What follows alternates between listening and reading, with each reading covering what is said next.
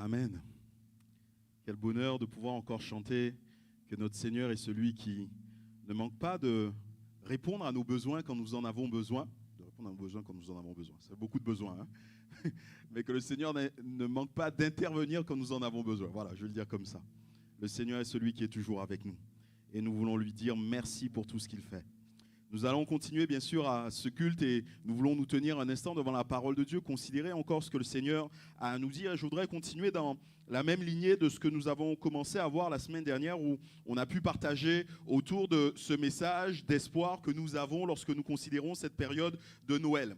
Bien sûr, il en va sans dire, mais ça va peut-être mieux en le disant que pour moi, Noël, c'est la fête de la nativité. On ne peut pas considérer Noël s'il n'y a pas la nativité, s'il n'y a pas Jésus. S'il n'y a pas la naissance de Jésus, s'il n'y a pas la naissance de Christ, l'homme-dieu, dans le monde, il n'y a pas d'intérêt à Noël. On enlève tout ce qui fait la beauté même de Noël. Et moi, je pense que vous êtes comme moi, mais vous devez sûrement être attristés à chaque fois que dans les fêtes, on oublie Jésus-Christ. Qu'au moment de ces fêtes, on oublie de parler de Jésus-Christ, on passe à côté de ce qui est important. On passe à côté de ce qui fait même l'essence même de cette fête. Et on ne manque pas de voir des exemples. J'ai vu récemment que dans une certaine ville du nord de la France, ils ont ôté le joyeux Noël. Vous savez, les mairies souvent font des décorations lumineuses, ainsi de suite. Et il y avait écrit d'habitude joyeux Noël, et là c'était écrit bonne fête de fin d'année. On enlève le terme Noël, Noël qui veut dire nativité, qui nous ramène à la naissance de Christ, pour nous parler simplement des fêtes de fin d'année. On enlève quelque part Jésus de ce moment présent. On a entendu parler dans le passé de ces crèches qui étaient ôtées, ces crèches que les mairies ne voulaient pas voir parce que bien sûr on est dans un pays laïque et ainsi de suite. Mais vous pensez bien que ce qui posait problème dans les crèches, ce n'était pas les veaux, ce n'était pas l'âne, ce ne sont pas les animaux qui posaient problème. C'était le petit enfant Jésus. C'était ce rappel de la naissance de Christ. En fait, on essaie de vivre ce temps de Noël en enlevant Jésus. C'est comme si on allait à l'anniversaire de quelqu'un, mais on ne voulait pas qu'il soit présent. Bien sûr, quand je dis ça, je suis conscient que Jésus n'est pas né un 25 décembre. Ne serait-ce que parce que la Bible nous dit que les bergers étaient en dehors, étaient à l'extérieur, donc ça ne pouvait pas être le cas. Même s'il fait un peu plus chaud sur les contrées moyen-orientales, c'est quand même l'hiver. On en est conscient. Mais pour moi, l'important est bien sûr de rappeler le merveilleux message de Noël. Le merveilleux message de la naissance du Christ, celui qui est venu, qui est descendu, qui est là sur cette terre pour nous. Et ce matin, je voudrais encore continuer et nous dire que c'est un message d'espoir. Un message d'espoir pour des lendemains meilleurs. Nous allons faire une lecture et nous restons dans le livre du prophète Ésaïe. Nous avons lu la semaine dernière dans le chapitre 7 et là nous allons plutôt lire au chapitre 8 à partir du verset 23. Et ça dépend de certaines traductions. Peut-être que sur votre Bible, ça commencera au verset 1er du chapitre 9. Ésaïe, chapitre 8, 23 ou 9 premiers, en fonction de la traduction que vous avez sur la Bible. Nous allons faire une petite lecture. Ésaïe, chapitre 23. Vous avez trouvé? J'ai dit quoi? Ah oui, non, 8. 8, c'est le chapitre, 23, c'est le verset, pardon. Excusez-moi. Ésaïe 8, donc. Et verset 23 ou chapitre 1er, verset 1er. Il nous est dit, mais les ténèbres ne régneront pas toujours sur la terre, où il y a maintenant des angoisses. Si les temps passés ont couvert d'opprobre le pays de Zabulon et le pays de Nephtali, les temps à venir couvriront de gloire la contrée voisine de la mer au-delà du Jourdain, les territoires des gentils. Le peuple qui marchait dans les ténèbres voit une grande lumière sur ceux qui habitaient le pays de l'ombre de la mort. Une lumière resplendit. Tu rends le peuple nombreux, tu lui accordes de grandes joies. Il se réjouit devant toi comme on se réjouit à la moisson, comme on pousse des cris d'allégresse au partage du butin. Car le joug qui pesait sur lui, le bâton qui frappait son dos, la verge de celui qui l'opprimait, tu les brises comme à la journée de Madian. Car toute chaussure qu'on porte dans la mêlée et tout vêtement guerrier roulé dans le sang sera livré aux flammes pour être dévoré par le feu. Car un enfant nous est né. Un fils nous est donné, la domination reposera sur son épaule. On l'appellera admirable conseiller, Dieu puissant, Père éternel, prince de la paix, donné à l'empire de l'accroissement, et une paix sans fin au trône de David et à son royaume. L'affermir et le soutenir par le droit et par la justice, dès maintenant et à toujours. Voilà ce que fera le zèle de l'Éternel des armées. Amen. Amen. Juste pour vous rappeler ce que nous avons vu la semaine dernière. En fait, on est dans le prolongement de ce que nous avons vu la semaine dernière. Nous avons vu la semaine dernière qu'il y avait un temps particulier, un temps compliqué pour le peuple de Juda. Le peuple de Juda avec notamment la capitale de Jérusalem. Il y a eu deux pays qui se sont ligués, donc le royaume du Nord, Israël, et le royaume de Syrie, qui se sont ligués pour faire la guerre au royaume de Juda. Et alors que le roi Akaz voit toutes ces choses et considère toutes ces choses, il est pris dans son cœur. Et là, il commence à s'inquiéter parce qu'il voit les armées arriver, il voit les armées encercler Jérusalem. Il commence donc à faire ce que lui a prévu de faire. Il avait, lui, dans sa tête, dans son idée, de s'allier avec un autre pays, un quatrième pays, la Syrie, pour faire la guerre à ces deux-là. Je vous souvenez, j'avais pris cette expression, l'ennemi de mon ennemi est mon ami. Et notamment ce commentaire qu'avait pu faire un homme, c'est une souris qui est embêté par deux rats, qui va s'allier avec un chat. Et exactement, c'est ce qu'il fait, ce roi Akaz, en se tournant vers la Syrie. Il se tourne vers quelqu'un qui va au final le dévorer. Et c'est précisément ce qui va se passer. Malheureusement, parce qu'Akaz n'a pas voulu la solution que Dieu lui proposait. Parce qu'Akaz n'a pas voulu rester dans ce que Dieu lui a fait. Lui, il s'est tourné vers les hommes. Eh bien, la fin de son règne et même la fin du pays d'Israël, du pays de Juda, va être compliquée. Voilà ce que pourra dire toujours Ésaïe, donc dans la suite de ce que nous avons lu au chapitre 8, au verset 5, il dira « L'Éternel me parla encore et me dit, parce que ce peuple a méprisé les eaux de Siloé qui coulent doucement, et qui s'est réjoui au sujet de Rétsin et du fils de Rémalia. Voici le Seigneur va faire monter contre eux les puissantes et grandes eaux du fleuve, le roi de la Syrie, et toute sa gloire. Il s'élèvera partout au-dessus de son lit, il se répandra sur toutes les rives, il pénétrera dans Juda, il débordera et inondera, il atteindra jusqu'au cou, il déploiera ses ailes, remplira l'étendue du pays, de ton pays, ô Emmanuel. » Ici, Dieu est dit, voilà, parce qu'ils n'ont pas voulu s'attacher à moi, parce qu'ils n'ont pas voulu rester attachés à ce que moi je leur disais. Et là, il est question de ces eaux de Siloé qui coulent doucement. Là, ça nous fait référence au royaume, ou plutôt à la conduite douce et bonne de Dieu pour tout le peuple de Juda. Parce qu'ils n'ont pas voulu ça, parce qu'ils ont dénigré les eaux de Siloé. Dieu dit, je ferai monter vers eux le roi de la Syrie, je ferai monter vers eux les grandes et puissantes eaux du fleuve du roi de la Syrie. Et ils seront débordés, ils vont remplir le pays, ils vont aller jusqu'au cou.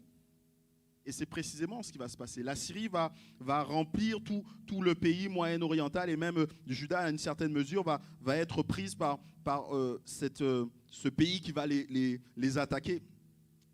Le pays sera plongé dans une situation terrible, pire que celle que voulait éviter, mais il y aura bien sûr un espoir. Il y a bien sûr un espoir. Un espoir est possible. Et dans ce passage que nous avons lu, il nous est dit qu'il y avait de grandes ténèbres. Il nous est dit qu'il y avait un moment de désarroi profond, mais une lumière a resplendi. Une lumière a resplendi dans les ténèbres et a donné un espoir. Une lumière a resplendi et donné l'espoir que la situation n'allait pas rester telle qu'elle était. La situation allait changer. Il était possible de vivre autre chose, il était possible que la fin soit différente. Malgré les ténèbres qu'il connaissait aujourd'hui, malgré les ténèbres qui s'étaient abattues sur le pays, la lumière pouvait et allait se manifester. Les ténèbres se sont abattues sur le royaume de Juda, comme nous l'avons lu, lorsque le pays de Zabulon et le pays de Nephtali ont été la cible du royaume de la Syrie. Et ça, vous trouverez ça, si vous voulez le lire, vous trouverez notamment dans le deuxième livre de Rois au chapitre 15 et notamment au verset 29, il est dit qu'à ce moment-là, le royaume de la Syrie va envahir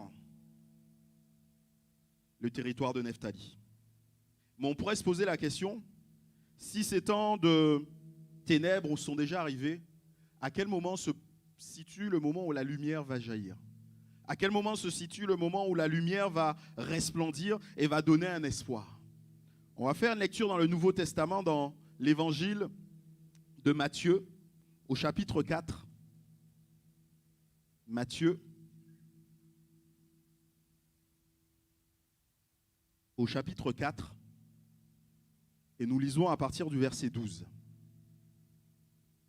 Matthieu, chapitre 4, verset 12. Il nous est dit, Jésus ayant appris que Jean avait été livré, se retira de la Galilée. Il quitta Nazareth et vint demeurer à Capernaum, situé près de la mer, dans le territoire de Zabulon et de Nephtali. Ça vous rappelle sûrement quelque chose. Afin que s'accomplisse ce qui avait été annoncé par Ésaïe le prophète. Le peuple de Zabulon et de Nephtali, de la contrée voisine de la mer, du pays au-delà du Jourdain et de la Galilée des gentils, ce peuple, assis dans les ténèbres, a vu une grande lumière, et sur ceux qui étaient assis dans la région de l'ombre de la mort, la lumière s'est levée. Dès ce moment, Jésus commença à prêcher et à dire « Repentez-vous, car le royaume des cieux est proche. » En d'autres termes, les ténèbres se sont abattues effectivement sur le royaume de Juda au travers de Nephtali et de Zabulon lorsqu'ils ont été envahis. Et ce que la Bible nous dit là, précisément dans ce passage que nous avons lu, que le moment où Jésus est venu, lui, dans cette région, et notamment dans cette ville de Capernaum, c'était afin que s'accomplisse cette parole qui avait été dite, la lumière a brillé dans les ténèbres. Quelque part, ce que nous devons comprendre, ce que nous indique ici le passage, c'est qu'au-delà même de l'Assyrie, qui était un ennemi, qui a amené les ténèbres d'une certaine manière sur la vie d'Israël, il y avait autre chose, parce que Jésus, lorsqu'il est venu à ce moment dans Capernaum, la Syrie n'existait plus. Et pourtant, la lumière a resplendi à ce moment-là.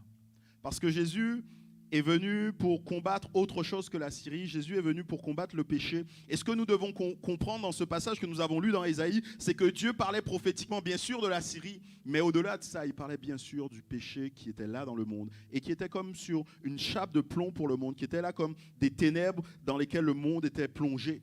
Et Dieu a une bonne nouvelle pour nous. Dans ce passage que nous avons lu dans Ésaïe au chapitre 9, au verset 3, il nous est dit, après qu'il ait eu un temps de réjouissance, tu rends le peuple nombreux, tu lui accordes de grandes joies, il se réjouit devant toi comme on se réjouit de la moisson, comme on pousse des cris de joie, d'allégresse au partage du butin. Il nous est dit, car le joug qui pesait sur lui, le bâton qui se frappait son dos, la verge de celui qui l'opprimait, tu le brises comme à la journée de Madian. Pourquoi est-ce qu'il y a réjouissance? Pourquoi est-ce que la lumière brille? Parce qu'elle est celle qui vient nous apporter qui vient briser la domination qui était établie. Elle est celle qui vient apporter une libération alors que ce n'était pas possible. La terre d'Israël a été dominée à de nombreuses occasions. Si vous vous intéressez à l'histoire de la terre d'Israël, vous allez vous rendre compte qu'elle a appartenu tantôt à certains, tantôt à d'autres. Elle a appartenu à l'armée syrienne, nous l'avons vu. Après l'armée syrienne, il va y avoir l'empire néo-babylonien. Et d'ailleurs même, il va y avoir des captifs qui vont être pris de Jérusalem, qui vont être ramenés à Babylone.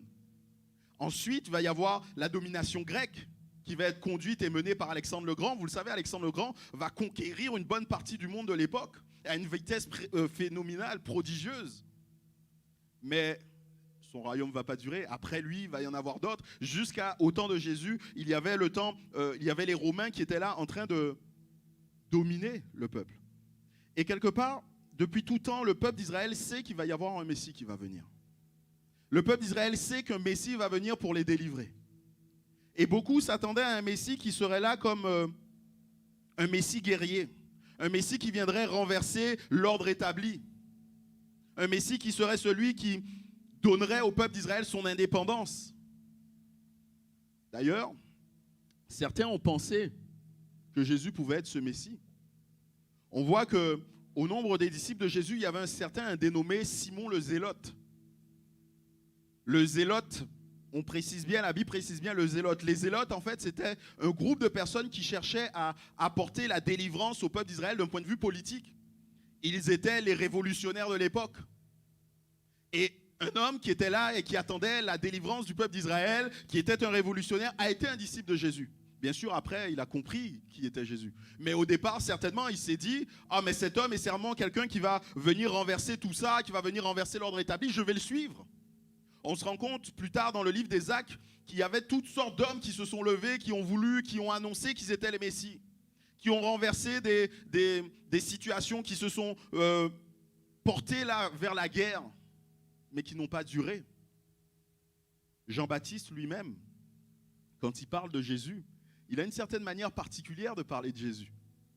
Et d'ailleurs, quand il va entendre tout ce que Jésus fait, Jésus qui guérit les malades, Jésus qui marche et qui reste avec les pauvres, avec les nécessiteux, alors que lui, là, en prison, il va se dire, mais c'est pas le sauveur que j'attendais, c'est pas le Messie que j'attendais.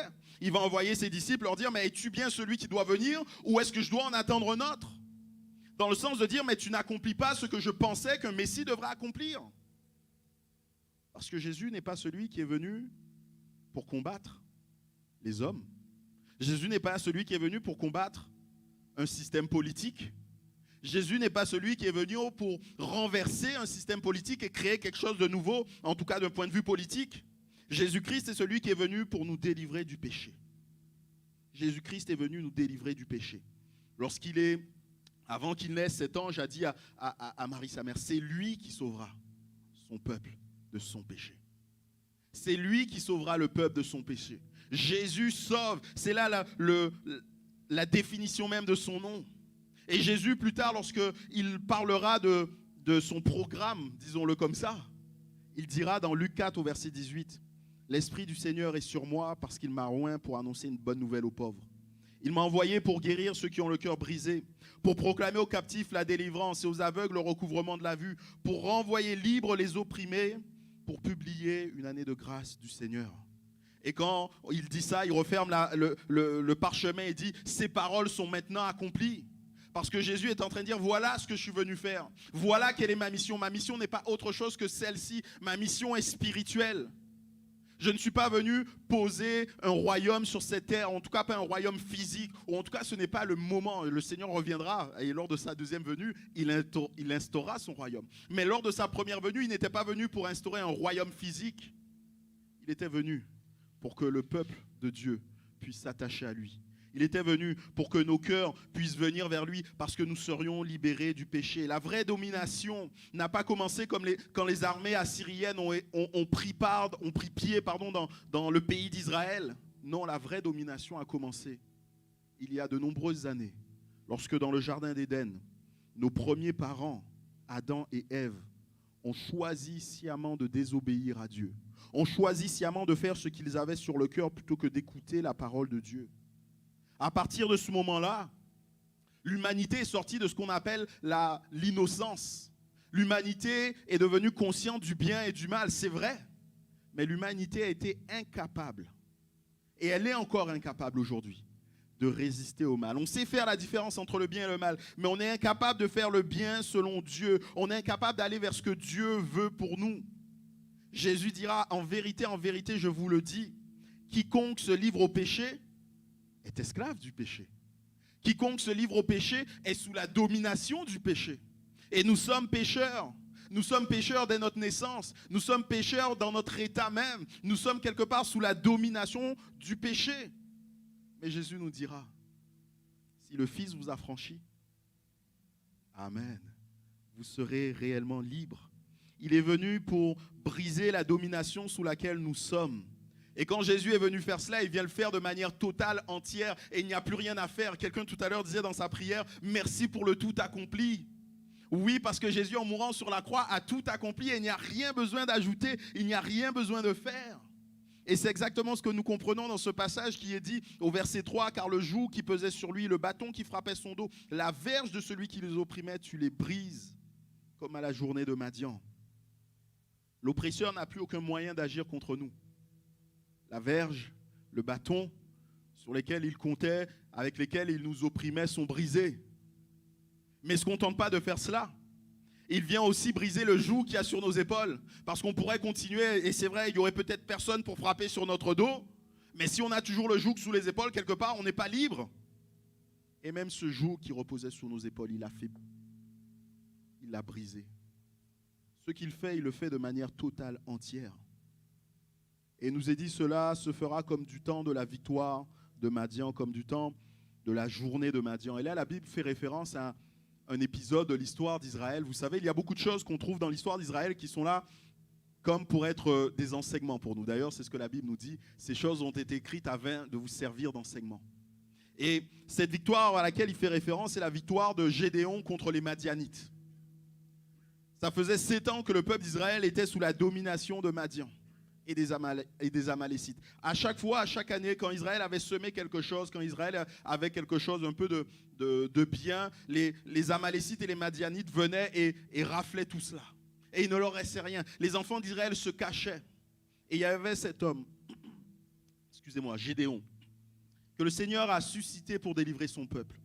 Et Gédéon va se lever, va appeler tout le peuple d'Israël, et va leur dire, venez avec moi, nous allons délivrer Israël. Et là, une armée nombreuse se lève à sa suite et vient à ses côtés. Et le Seigneur lui dit, non, cette armée est trop nombreuse. Je veux que la gloire revienne à mon nom seul. Alors le Seigneur va faire un écrémage dans tout cela. Et finalement, il se retrouve avec 300 hommes. Et ils se retrouvent avec 300 hommes et ils vont faire la guerre sans armes. Ils ils vont attaquer sans rien. Parce que Dieu voulait que la victoire lui soit attribuée à lui seul. Ce n'était pas possible que 300 hommes remportent une victoire sur des milliers d'hommes, si ce n'était Dieu qui agissait. Et Dieu a fait en sorte que ces hommes sans armes, face à une armée nombreuse, remportent la victoire. Mais Dieu a permis aussi que cette victoire soit comme le début d'un espoir pour le peuple. Et j'aime bien savoir, et j'aime bien lire cette histoire, et si vous ne l'avez pas encore lue, relisez-la, vous la trouvez dans le livre des Juges au chapitre 6 et 7.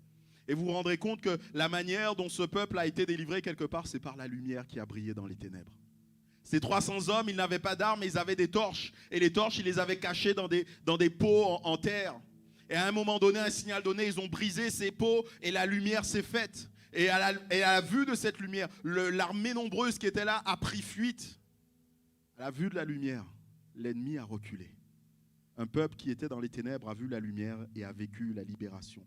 Dieu est celui qui, au travers de Jésus, veut nous libérer de la domination, veut briser la domination. Mais il ne veut pas simplement s'arrêter là, il veut aller plus loin, il veut instaurer, il veut inaugurer une ère de paix.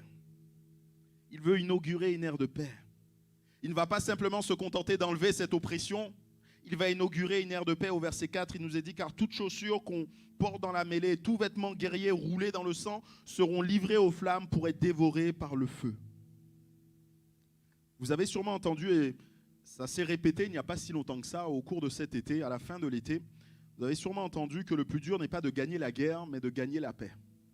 C'est quelque chose que les sociétés occidentales ont eu du mal à faire, surtout lorsqu'elles ont été intervenir dans des pays tiers. Et notamment, là, je pense à des pays du Moyen-Orient, et je pense, là, je vous parlais de la fin de l'été, à ce qui s'est passé dans ce pays d'Afghanistan. Où ça faisait 20 ans que des armées étrangères étaient présentes, ils avaient remporté la guerre, ils avaient réussi à détruire ceux qui étaient leurs ennemis, à les tuer, ainsi de suite. Mais quand il a fallu parler de la paix, on s'est rendu compte qu'en fait, on n'était pas encore en paix. On était toujours en guerre. Il n'y avait jamais eu ce processus où tous les belligérants se sont mis ensemble, ont pu rendre les armes et ont pu vivre en harmonie. Jamais ça n'a pu se faire, et on se rend compte que le résultat est catastrophique pour nous aujourd'hui. Et pour les situations qui sont laissées derrière. Le monde connaît la guerre. Le monde est habitué à la guerre. Le monde est en guerre, malgré les aspirations à la paix. On se rend compte que le monde est tout le temps en guerre, l'humanité est tout le temps en guerre. Et il y a quelque temps en arrière, lorsqu'on étudiait ce livre de l'Apocalypse, j'ai pris avec vous cette déclaration qu'a fait cet homme, Jean Bloch, qui disait « Une analyse de l'histoire mondiale révèle qu'entre l'année 1696 avant Jésus-Christ et l'année 1861, donc c'était l'année dans laquelle il était, c'est-à-dire une période grosso modo de 3000 ans à peu près, il y a eu 227 années de paix et 3130 années de guerre. » Et je pense qu'il est généreux, je l'avais dit déjà à l'époque, je pense qu'il est généreux en disant qu'il y a eu 227 années de paix. Je ne suis pas sûr qu'il y ait eu 227 années de paix. Et depuis là, 1861, la situation ne s'est pas arrangée. On a connu 2 guerres mondiales, on a connu une guerre froide. Là encore, on entend parler de tensions. Alors c'est vrai, ça se passe loin de chez nous. Mais le Pacifique, Taïwan, on entend parler de cristallisation autour de tout cela. On entend des pays qui font la guerre par procuration, pas sur leur territoire, pas sur leur sol, mais qui l'exportent ailleurs. Et nous devons nous rappeler quand même que celui qui sème le vent récolte la tempête. Et c'est bien souvent ce qui arrive à l'humanité. C'est pour ça que l'humanité n'est jamais en paix. Parce qu'on sème toujours le vent, et quand on sème le vent, on récolte toujours la tempête. Et pourtant, les hommes aimeraient pouvoir être en paix. Les hommes aimeraient être dans ce moment où il n'y a pas de guerre. Devant l'ONU, à New York, il y a cette statue qu'on appelle de l'épée à la charrue. C'est une statue qui montre un homme en train de forger un soc de charrue à partir d'une épée. C'est une belle image, mais c'est une image qui n'est jamais et qui ne sera jamais atteinte par l'homme. Parce qu'en fait, cette statue est inspirée d'un verset qu'on trouve dans la parole de Dieu, dans Ésaïe, dans le prophète Ésaïe, au chapitre 2, au verset 4, si je ne me trompe pas. Mais le problème, c'est qu'on enlève le plus important, en fait. On pourrait prendre ce passage, Ésaïe 2, au chapitre 4. Il nous est dit « Il sera le juge des nations, l'arbitre d'un grand nombre de peuples. De leur glaive, ils forgeront des oyaux et de leur lance des serpes. Une nation ne tirera plus l'épée contre une autre et l'on n'apprendra plus la guerre. Mais ce verset commence par « Il sera le juge ». En fait, le problème, c'est qu'on enlève de cette équation ce qui est le plus important. On enlève Jésus lui-même, Jésus le prince de la paix. D'ailleurs, c'est l'un des titres qu'il aura dans le passage qui va suivre, dans le verset qui va suivre. Jésus est celui qui apporte la paix. Et si on enlève Jésus de l'équation, même si on veut et on se dit de la charrue, de l'épée à la charrue, c'est pas possible si on enlève Jésus-Christ. Jésus-Christ est celui qui est venu pour inaugurer une ère nouvelle. Et si on respectait tous, imaginons cela, si on respectait tous les enseignements de Jésus, n'allons même pas sur les enseignements théologiques, parlons juste des enseignements moraux de Jésus. Jésus a dit, aimez-vous les uns les autres. Si dans ce monde, on était capable de tous s'aimer les uns les autres, est-ce qu'il y aurait encore la guerre dans ce monde? La réponse est bien sûr non. Ah, mais quelques-uns diront oui, mais bon, il y en a qui sont mes ennemis, qui font tout pour me faire du mal. Ça tombe bien, Jésus a aussi dit quelque chose pour ça. Aimez vos ennemis. Faites du bien à ceux qui vous maudissent. Est-ce qu'il y aurait la guerre lorsqu'on agirait comme ça? Non. Et on peut trouver tellement d'autres passages qui n'ont pas peut-être été dits directement par Jésus, mais qui sont inspirés par ce qu'il a pu dire. Cherchez le bien de l'autre. Considérez les autres comme étant plus importants que vous. On se rend compte que si on respecte tous ces enseignements de Jésus, il y a la paix sur cette terre, il y a la paix entre les hommes. Ce serait merveilleux. Ce serait extraordinaire. Mais ce qui est encore plus beau, c'est que Jésus est aussi venu faire la paix entre Dieu et nous. Oui, il permet que les hommes entre eux soient en paix, si on suivait ses enseignements, mais de la même manière, si on suit ses enseignements, on peut être en paix, l'humanité peut être en paix vis-à-vis de Dieu. Oui, la guerre a été inaugurée par nos premiers parents. Nos premiers parents se sont rebellés contre Dieu. Nos premiers parents ont fait et continuent de faire la guerre contre Dieu. Et nous sommes rentrés dans cette manière d'être. Nous sommes là et nous excitons la colère de Dieu contre nous à cause de notre péché. Mais Jésus donne la possibilité d'être en paix avec Dieu, de voir la colère de Dieu être apaisée vis-à-vis de nous. C'est Jean qui dira en voyant Jésus passer, Jean-Baptiste, voici l'agneau de Dieu qui ôte le péché du monde. Quelque part, il est en train de dire, voici l'agneau de Dieu qui va prendre sur lui la colère de Dieu. Et cette colère ne sera plus et ne reposera plus sur l'humanité. Dieu est venu mettre la paix entre Dieu et nous. Et encore une fois, cette paix n'est pas juste une paix factice. Cette paix n'est pas juste un cessez-le-feu qui ne va durer que quelques heures. Cette paix est une paix totale, entière, durable. Une paix qui n'appelle rien d'autre après si ce n'est la paix. La paix est totale. Tous les ustensiles qui sont utilisés pour la guerre seront brûlés dans ce passage. C'est ce à quoi il est fait référence. Ésaïe chapitre 9, verset 4. Car toute chaussure qu'on porte dans la mêlée et tout vêtement guerrier roulé dans le sang seront livrés aux flammes pour être dévorés par le feu. Là, ils sont en train de dire tout ce qu'on a utilisé pour faire la guerre, tout ce qui était sur nous, tout ce qu'on utilisait, tout ce qui était bon pour nous pour faire la guerre, on le mettra de côté. Et pas simplement de côté comme à dire on l'enterre là et on le ressort au moindre incident. Non, on le brûle. Et ces choses n'existent plus. Et ces choses ne sont plus. Oui, il est possible de vivre cette réalité de l'épée à la charrue. Mais pour le vivre, il faut passer, ou plutôt ne pas compter sur les efforts de l'homme. Il faut Jésus. Et c'est lui qui est notre paix, c'est lui qui donne la paix, c'est lui qui nous permet d'instituer, d'inaugurer cette ère de paix. Et il peut le faire tout simplement parce que c'est un dirigeant merveilleux. Verset 5, « Car un enfant nous est né, un fils nous est donné, et la domination reposera sur son épaule. On l'appellera admirable conseiller, Dieu puissant, Père éternel, prince de la paix. » Je suis toujours étonné de l'engouement que certaines personnes peuvent provoquer. Certaines personnes sont tellement charismatiques, on va le dire comme ça, que d'autres personnes sont prêtes à mettre leur vie en danger pour défendre l'honneur de cette personne. Certaines personnes sont tellement charismatiques que certaines personnes sont prêtes à mettre leur propre vie entre parenthèses pour promouvoir la vie de ces personnes. Et on va bientôt rentrer en période d'élection présidentielle, où on est déjà en période d'élection présidentielle. Et vous allez entendre les uns et les autres dire l'homme ou la femme qu'il nous faut, qui va résoudre, qui va changer la situation, qui va redresser la France, qui va permettre que tout va devenir merveilleux et ainsi de suite, c'est un tel. Et les autres à côté diront non, c'est un tel, parce qu'un tel a tel parcours, a tel vécu, parce qu'un tel propose telle chose. Et ils vont rivaliser d'arguments. Mais ça fait, alors la 5e République, c'est pas si vieux que ça, hein, mais ça fait un bon nombre d'élections qu'il y a eu depuis. Hein. Et à chaque élection, on nous ressort le même baratin. Excusez-moi l'expression, pardon. On nous ressort les mêmes choses. Et pourtant, la situation ne change pas. On est tous les 5 ans, et avant c'était tous les 7 ans, on était de nouveau au pied du mur et c'était la fin du monde et il fallait un sauveur. Et on ne trouvait pas le sauveur dans les personnes qui étaient là. Moi, j'étais surpris aussi de voir des fois les chrétiens prendre position pour certaines personnes politiques en disant « mais c'est l'envoyé de Dieu ». Et bien aimé, le seul envoyé de Dieu dans lequel nous devons nous confier, c'est Jésus-Christ.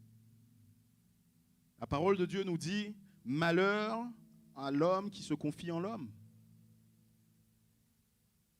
Le mot exact même, c'est « maudit soit l'homme qui se confie en l'homme », pour être précis. Maudit soit l'homme qui se confie en l'homme. Notre secours nous vient de Dieu et c'est ce chant que nous avons chanté. Notre secours nous vient de Dieu. Nous avons la joie de savoir que Dieu est celui qui intervient encore dans nos vies, que Dieu est intéressé par nos vies, que Dieu veut intervenir dans nos vies. Et vous savez quoi? Dieu nous a donné un dirigeant capable. Celui qui est capable de faire cesser la domination, celui qui est capable d'apporter la paix. Il est aussi celui qui est un admirable conseiller. En politique, il est souvent question des conseillers du président ou les conseillers des hommes politiques qui sont là pour leur dire comment réagir, comment parler, comment dire certaines choses. Ils ont besoin de conseiller, ces hommes et ces femmes. Mais là, le dirigeant dont Dieu parle est lui-même un admirable conseiller.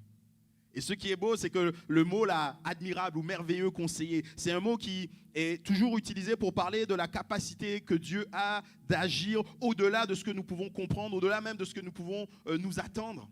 À Sarah, il dira, y a-t-il rien qui soit étonnant? Et c'est exactement le même mot hébreu derrière.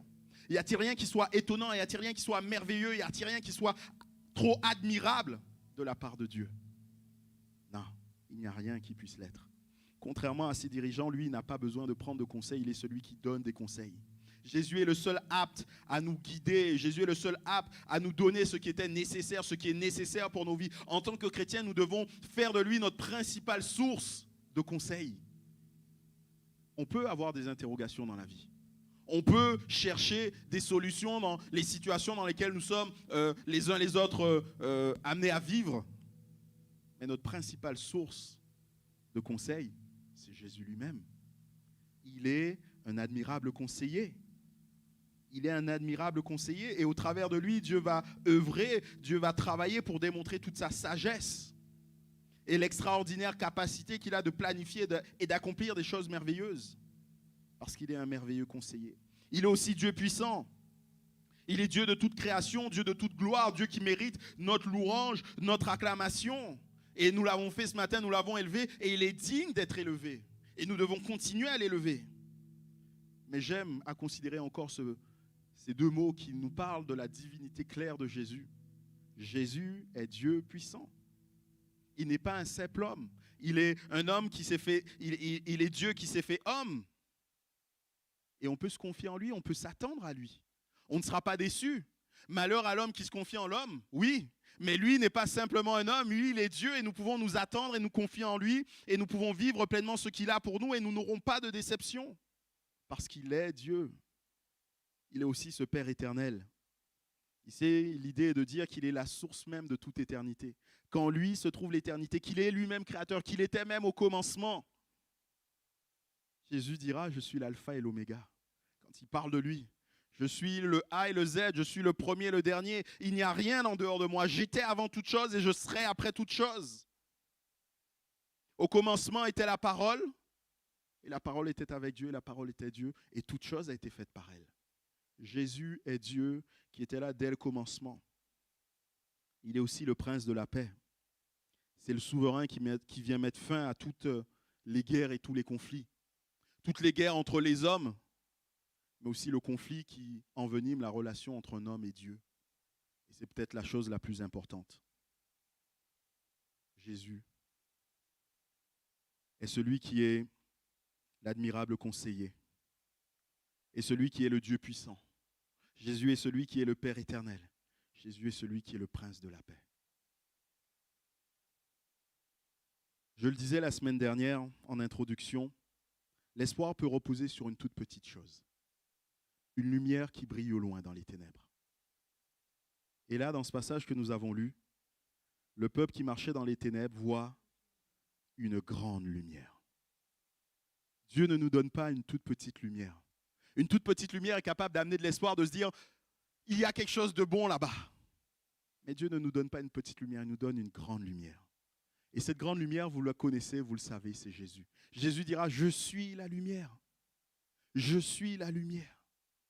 Nous avons un espoir en la personne même de Jésus. Ce temps de la période de Noël nous rappelle qu'une grande lumière a brillé et cela nous dit que nous sommes libérés de toute notre domination, de toute domination qui était là pesante sur nos épaules, la domination du péché. Cela nous dit que Dieu veut instaurer un temps de paix entre l'humanité et lui-même. Cela nous dit qu'il nous donne un souverain juste et droit. Cela nous assure que des lendemains peuvent être meilleurs. Parce que c'est là ce que Dieu veut pour nous, des lendemains meilleurs. Noël, c'est l'espoir de lendemains meilleurs. Seigneur, nous voulons encore te remercier pour ta parole. Nous voulons encore, Seigneur, la serrer sur notre cœur et en être imprégnés tout entier, Seigneur. Merci parce que nous voulons nous souvenir qu'un fils nous est né, qu'un enfant nous a été donné. Nous voulons nous souvenir que cet enfant est l'admirable conseiller, le Père éternel, le Dieu puissant, le Prince de la paix. Nous voulons nous souvenir qu'il s'agit de Jésus-Christ. De Jésus-Christ, Dieu fait homme. Et nous voulons te dire merci. Merci de nous avoir donné Jésus. Merci parce que Seigneur, jamais nous n'aurions la pensée de savoir que toi, tu acceptes de te faire si petit, de venir à nous. Pour nous délivrer de ceux qui avaient et de ceux qui a opprimé nos vies. Merci de nous avoir mis au large par rapport au péché. Merci de nous avoir donné cette paix. Merci de nous avoir donné ce sauveur merveilleux, Jésus. Nous exaltons et nous bénissons ton nom. Sois glorifié encore en tout temps, mon roi. Amen.